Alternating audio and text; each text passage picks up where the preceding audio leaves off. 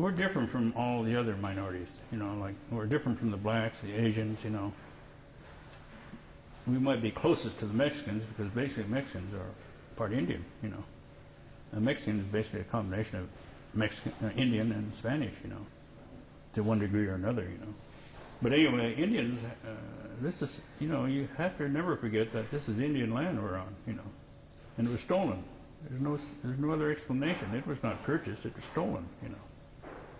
And that's why Indians will never be the most popular minority in America, because white people know this. They don't like to admit that they stole something from somebody. And so we'll never be very popular.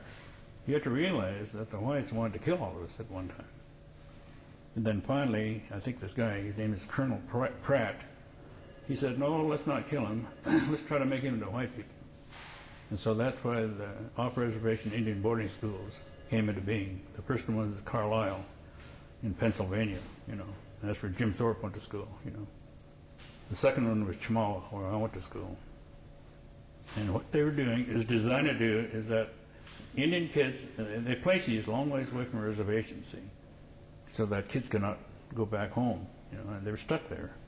and the idea was to have young Indians forget their culture. They were not allowed to speak their language. They were not allowed to wear Indian jewelry. They were not allowed to braid their hair, you know. And that's why those Indian boarding schools came into being. I was there for 2 years. My sister Luana and we were down Chemawa. And although I really missed home, you know, and I thought the world had come to an end, after about 2 months down there, I adjusted. I began to enjoy myself because what we did, we had great athletic teams.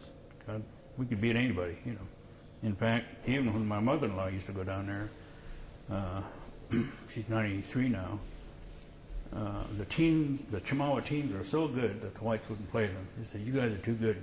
You go play the colleges, you know. That's how good the Chemawa was.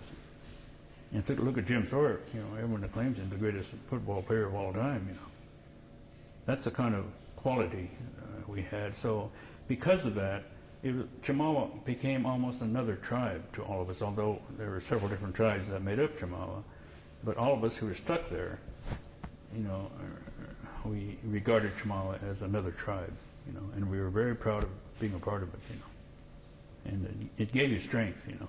And I think Luana and I gained a lot of strength just by being down there for 2 years, you know.